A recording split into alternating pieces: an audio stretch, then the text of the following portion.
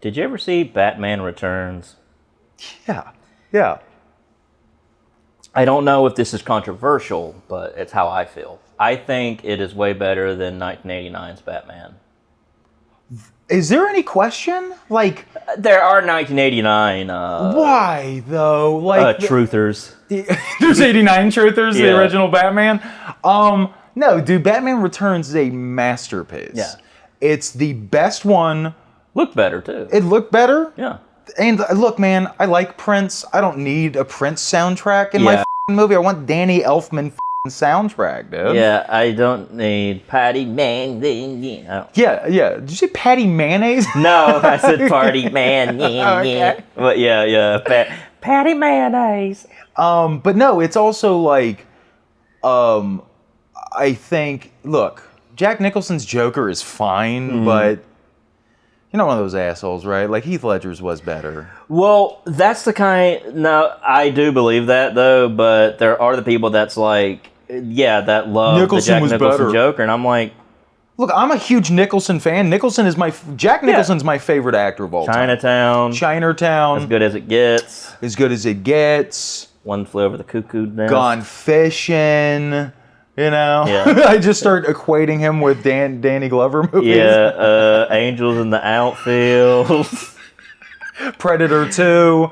Not to segue, but was Danny Glover on the team or was he a manager? Because he had to be like 60. He was a manager. Okay, I was making sure. No, Danny Glover was not like the new hot relief pitcher out of Cincinnati. Yeah. No. You gotta rub Ben Gay all over me before I go out there. I can't do anything.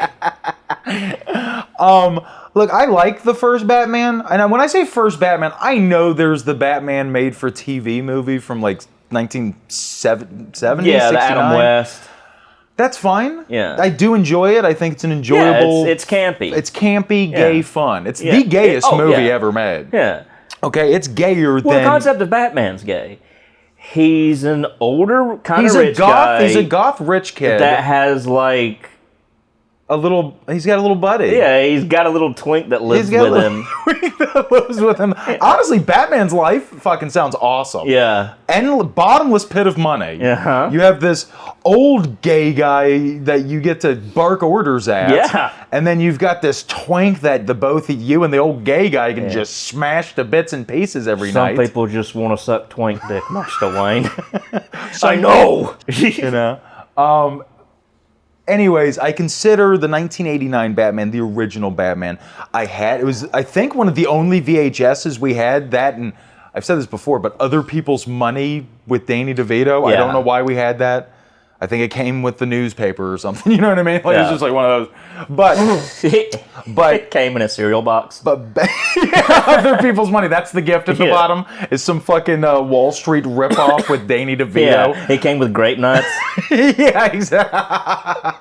Oh man. But yeah, dude. Like, I feel like the first Tim Burton Batman, he was just like, I don't know, I'm gonna try and get fired here. It was almost like the producers. I'm gonna put a fucking Prince soundtrack in there for no fucking reason whatsoever, right?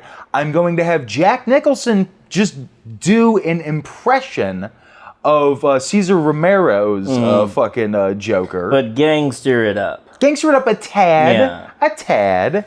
I mean, like, the steam budget on that first movie, shooting out everywhere. Yeah, it was like a steampunk's dream. That's what I mean, dude. Like, I dig those kinds of things about it to a degree, but it's not Batman. But Gotham doesn't, like, I understand it's a dark kind of place, like, city-wise, but it's like, it's not supposed to look like... It's not a steam-powered city. It's not a foundry.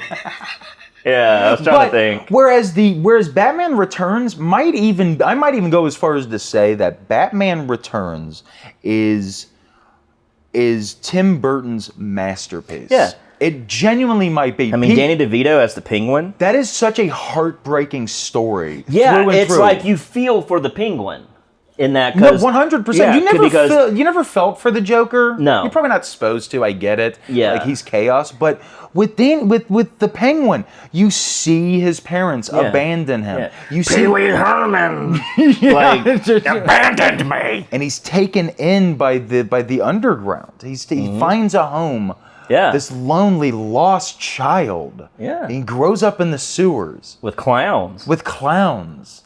And then he starts actually creating a life. He did it all the wrong way. He did it via crime and murder and ransom and shit.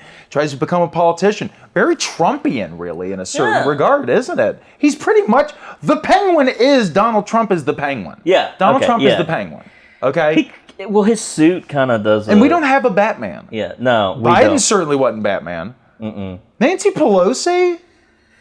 You know, she could play like a really fucking strange, fucked up... She's the Scarecrow. But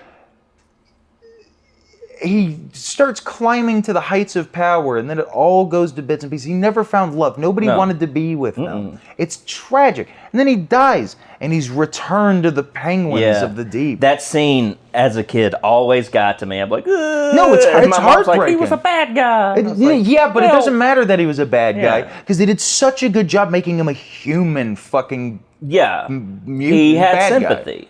Yeah, fuck yeah. And then, of course, fucking Michelle Pfeiffer. That Catwoman scene, the transformation, still to this day freaks me the fuck out. When she comes home, you mean? Yeah. Oh, you mean when she... When all the cats are gnawing on her fingers. Oh my God, dude. After fucking... After Christopher Walken pushes her out the window, and then she gets chewed up. But when she goes home, and she leaves the door open, and she comes in, and she's...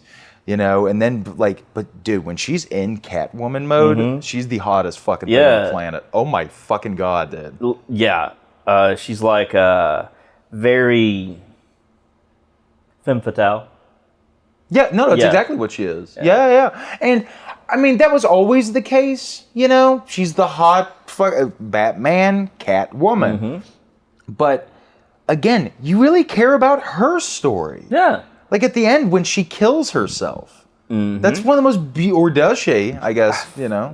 Well, Max Schreck dies. Yeah. He's fucking just fried all the way down to bone. Yeah. You know?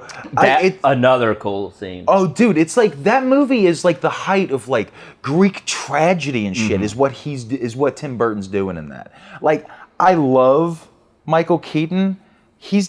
I honestly find him kind of replaceable as a Batman, but he's not the center of Batman Returns at all. No. He's Batman, sure, but this movie is about the tragic character of Oswald Cobblepot. Yeah, it's like a trauma. I mean, it's a fucking masterpiece. It's one of the greatest things, and it is better. Yeah. And if you were just going to list all of the Batman films made from the original 1960s, Adam West, all the way up to what's the latest one? The Batman. Yeah, with Twilight. Robert Pattinson.